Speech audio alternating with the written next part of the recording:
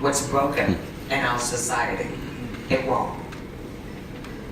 But I also want to remind you that as an African American woman who is African American 365 days a year and 366 on leap years, I can assure you that racism is alive and well in Oregon. I can assure you that today I feel less safe walking the streets of Portland than I have ever done in my almost 30 years here. I can tell you the vile language that I have seen people use to be derogatory against people who speak a different language, who look a different way, who came from another country, has been more prevalent since the election of the current president than it has been in my entire time here. So where does leadership come if it doesn't come from the top? Certainly it doesn't come from Washington, D.C. today, but it will again. I want to remind people that hate crimes happen every single day in the city of Portland. Many of us remember May 26, 2017, because that was the day Jeremy Christensen stabbed 2 people to death and injured one severely. But how many of you remember what happened the day before, May 25th, 2017, when Demetria Hester was attacked by Jeremy Christensen on the exact same Max line at the exact same time of day?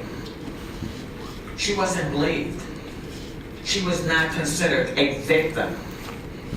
She was not treated like you would expect someone to be treated who was a victim of a hate crime.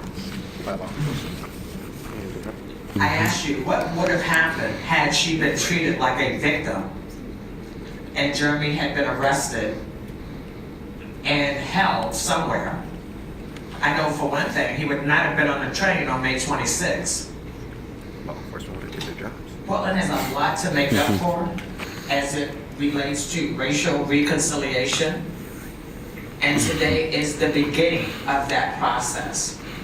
I want to take this moment to really appreciate all my colleagues. The mayor's office has taken the lead on this, but every single office has been involved in this resolution. And you have my commitment today that this resolution is the beginning and not the end of a process. It's the beginning of an acknowledgement that we have a lot of work to do in this community, and that we, as a city council, are willing to stand with our community and make sure that this community is really a place where people are safe, regardless of who they are and what their skin tone is and where they were born. And please to vote aye for this resolution.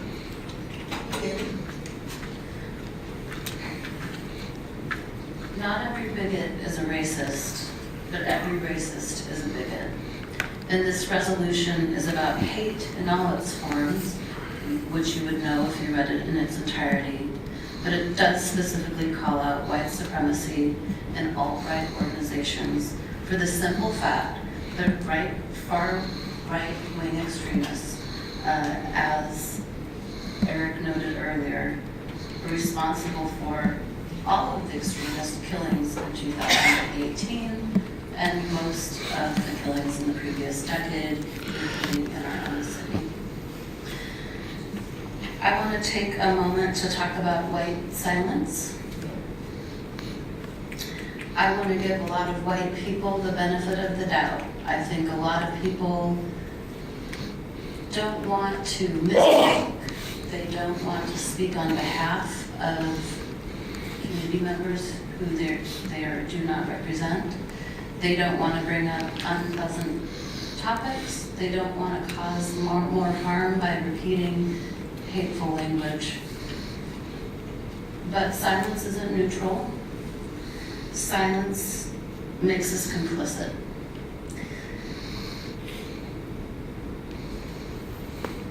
And as Audre Lorde said, your silence will not protect you. It certainly doesn't protect the very people that we're here today to stand up for. who are targets of hate and racism in our community. And I have to point out that this week we passed an item that was somewhat controversial. It was a settlement with a former Portland police officer who made unforgivable racist remarks. And 3 sergeants, all white, and 1 lieutenant, stepped up and Yeah, they gave him $100,000. And I want to once again commend them for that. It's something all of us should do as a normal matter of course, but it's not something we hear from the police bureau every day. They're trying to stop. Colleagues, today I'm reminded of the passage of the Welcoming Inclusive Sanctuary City Resolution in early 2017, although this is certainly a much more solemn and respectful occasion. At that time, we knew it was not enough to simply pass a resolution, yet it was clear that council needed to speak with one voice about our shared values and commitment to protecting our immigrant and refugee communities. That resolution helped lay the groundwork for meaningful action, and we're in a similar place today. In light of escalating violence and threats to our communities, we need to explicitly reject white supremacy in the many forms it exists. Today's resolution is simply one step in a series of actions Council has taken and will continue to take as we seek meaningful remedies to individual and systemic racism. I'm proud of the city's partnership with Portland United Against Hate, which has grown to a coalition of 65 community-based organizations and neighborhood groups. They recently launched ReportHatePDX.com, where community members can access a reporting tool, training opportunities and resources, including counseling for individuals who are targets of hate, speech, and crime, and connection to other advocacy networks. I look forward to continuing to work with the coalition. Many of us on council are already integrating anti-hate policies and practices into the work of our bureaus. For example, PBOT's Walking While Black focus groups have informed the bureau's understanding and commitment to increasing safety in the public right-of-way for Black residents who, as Nicole Grant shared at our opening, have to move through public space with an awareness and caution that the majority of us do not. In civic life, we're taking a more holistic approach to our conflict mediation work. Because we recognize that interpersonal conflicts are often a reflection of larger societal issues, we're investing in our community's ability to better understand race, immigration, and other challenging topics through our newly formed Civic Dialogues program. White supremacy is a public safety issue and a national security threat. A clear understanding of the magnitude of that threat should drive our decisions about where and how we invest our resources. At the federal level, I was disappointed to learn that the DOJ and FBI backed away from aggressively tracking and addressing alt-right extremism for political reasons in 2009. So I'm proud to be a member of a council that doesn't shy away from addressing white supremacy head-on and look forward to helping to craft and support the policies that will emerge as a result of this resolution. I want to thank everyone, well, almost everyone who testified today, and the community members who continue to show up to help us create a more welcoming and safe city for all. Finally, I want to thank Winter Johannes on my team, as well as my colleagues and their staff, with a special thanks to Nicole Grant and Senna Lawrence for their leadership on this issue. I vote aye. Colleague, I'm sure we've all heard the concerns that this resolution is purely symbolic. We've also heard that this resolution will ultimately change nothing. In truth, I have to confess that that has also been a concern of mine as well. I know that some of you have been struggling with this issue. So why support it then? Why bring this resolution forward? White supremacy is fed by silence and complacency, which naturally results in complicity. My silence on issues any issue is almost always noted. I've spoken out against hate before, of course, and I've made it clear that I don't see a place for hate or divisiveness in our community. When I've said that, however, I haven't been standing by my colleagues and communicating that message as a unified city council voice. I'm doing that today. What does it mean for our community to come to grips with its shared discriminatory history? What does it mean for a majority-white institution to denounce white supremacy and white nationalism? And what does it mean to finally have the first Black female commissioner on this dais at a time when the federal administration continues to peddle racist and exclusionary attitudes to its base? The alt-right continues to grow bolder by the day with increasingly violent activity. We all share power on this dais, and we all share power in this community. Collectively, our silence on these issues is damning, and it only provides fertile ground for hate to flourish. Communities of color should not have to wait until white people have been educated by friends or colleagues.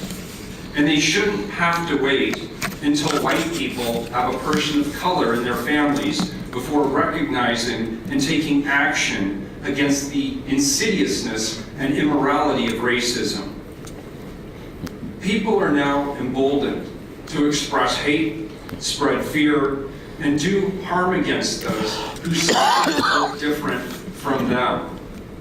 As an elected official, I believe and I believe all of us on this dais have a moral obligation to speak out against white supremacy and white nationalism and stand together with all Portlanders.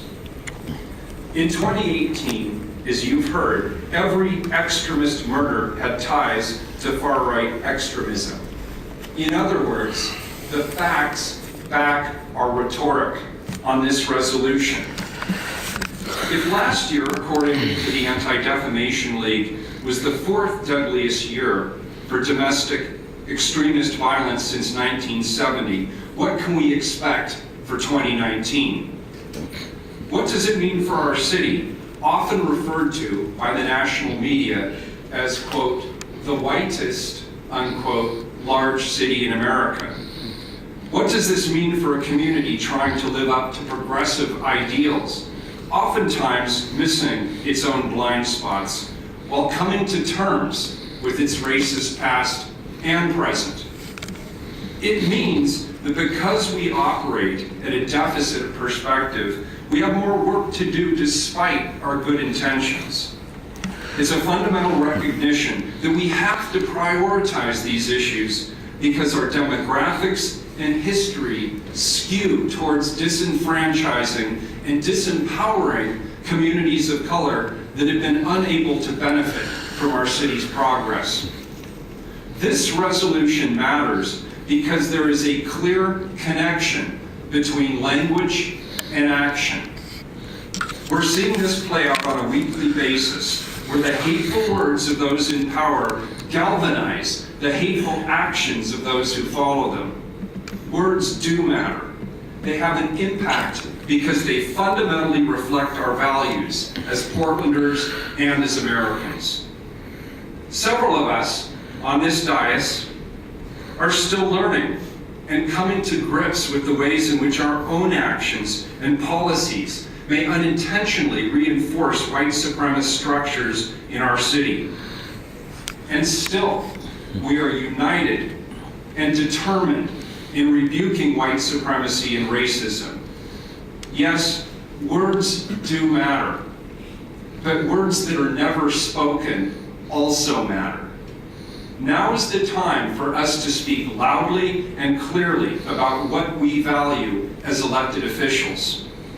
We were elected to ensure the well-being of this city and its residents.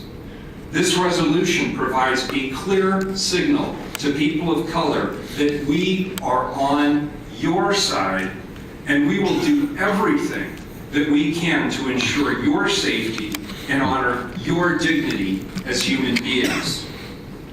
This is not a silver bullet, but I'm hopeful that this resolution is a start and it's followed by meaningful, determined action. In closing, Nicole, as always, you've stepped up. You have allowed yourself to be vulnerable in a public space. You've spoken truth, you've spoken your truth, but it reflects the truth of so many people in this community. I just feel honored to have you as part of my team. And I want to thank you in particular for the work that you did on this resolution and the work that